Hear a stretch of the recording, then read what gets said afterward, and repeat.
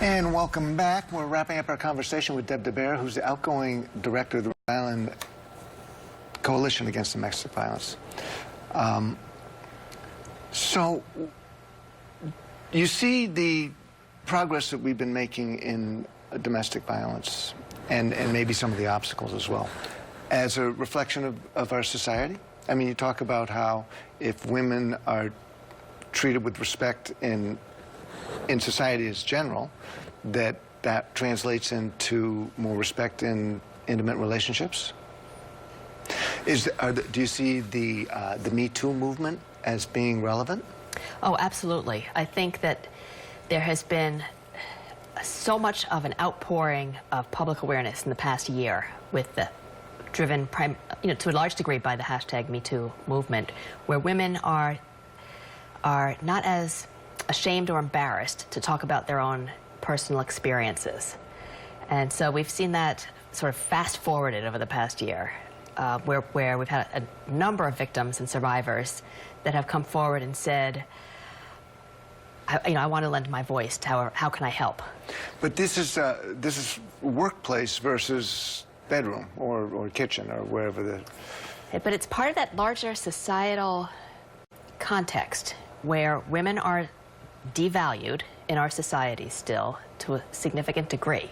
So whether it's sexual harassment in the workplace or domestic violence in an intimate relationship or sexual abuse, it's all part of that continuum. Sexual objectification in an automobile ad. I mean, it's pervasive. It's not like it's just in one little segment of society. Right. That's, the early Deb DeBare, when I started this job, I really thought within one generation, by simply raising children with more of a gender-neutral curriculum and gender-neutral toys, I thought we could really reverse this trend. And it's obviously more complicated than that. I now have a much longer range view that it may take 4 or 5 generations to see this completely turned around. Because it's such an intertwined part of our societal fabric. Well, is it maybe just human nature? The guys are generally stronger, and so when it gets down to fundamental primitive instincts, they feel like they have more power. I don't buy that philosophy, Bill. I know that there's some people who do. I don't think it's all just about animal instinct and testosterone, because there are cultures from around the world, indigenous peoples, that have lived in peace and harmony in their intimate relationships, and where both men and women can live to their potential. And so that's where we're looking to try to find opportunities to take those values and really live them. It's not just this country that has this problem. Right. But there are societies that have solved the problem, you say. And historically, there have been communities and societies that have had minimal violence. We're in a very remarkable situation in a negative way here in the United States, where our rates of violence in general are incredibly higher than most other developed countries. And we can talk about gun violence and its relationship to domestic violence and gang violence, that they're connected problems. And so until we start looking at some of those underlying reasons of why our communities are so violent, we won't be able to address one form of violence without looking at them all together. And you've been looking at these for a long time. What are the underlying reasons?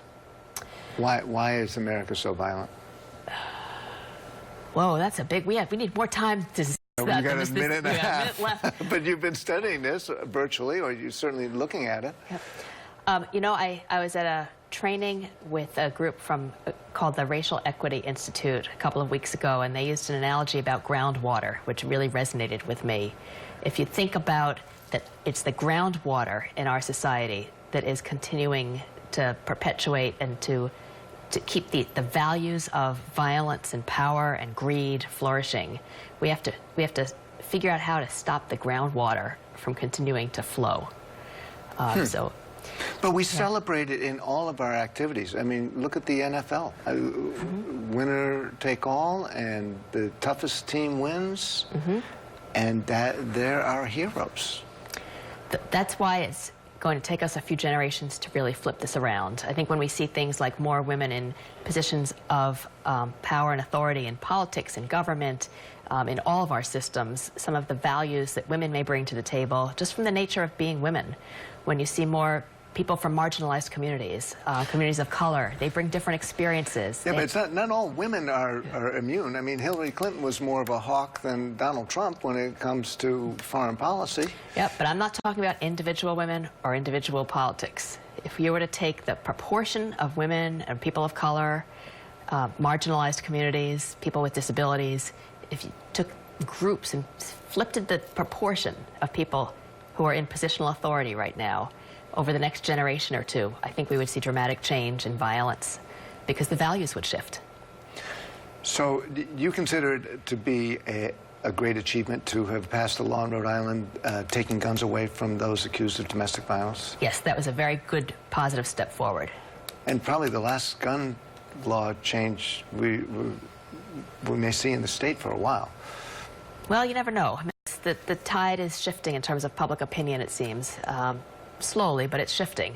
Mm-hmm. I think that people are, especially young people today, we're seeing with the youth marching and demonstrating so eloquently over the past few weeks. I get a lot of hope from seeing this next generation come in and take action. Well, and we hope you continue your good work, and we hope we see you around here in Rhode Island still. Thank you very much. You can't get rid of me that easily, so I'll still be here stirring up trouble. Well, thanks for coming in today. Thank you. And thank you for watching 10 News Conference. See you next Sunday.